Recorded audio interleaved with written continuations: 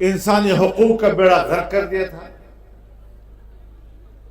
عام انسانی حقوق کو پامال کر دیا گیا تھا، عدلیہ کو تباہ کر دیا گیا تھا،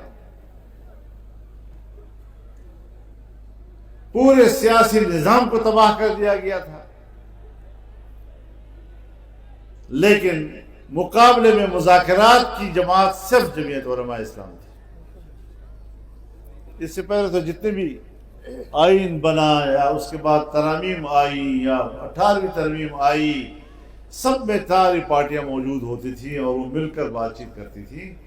لیکن یہاں پر حکومت کے مقابلے میں صرف جمعیت علماء اسلام اکیلے اور تنہا لڑ رہی تھی۔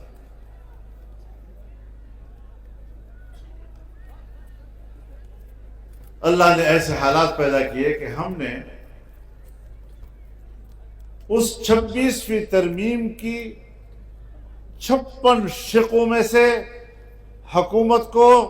34 شقوں سے دستبردار کیا اور صرف 22 شقوں پہ لے آئے ہوئے۔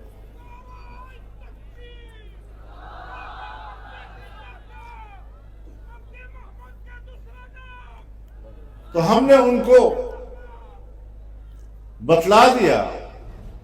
اور ہم نے سیاسی نقطہ نظر سے بات کی، نہ ہم نے کوئی اپنا ذاتی مفاد دیکھا، نہ پارٹی کا کوئی مخصوص مفاد دیکھا،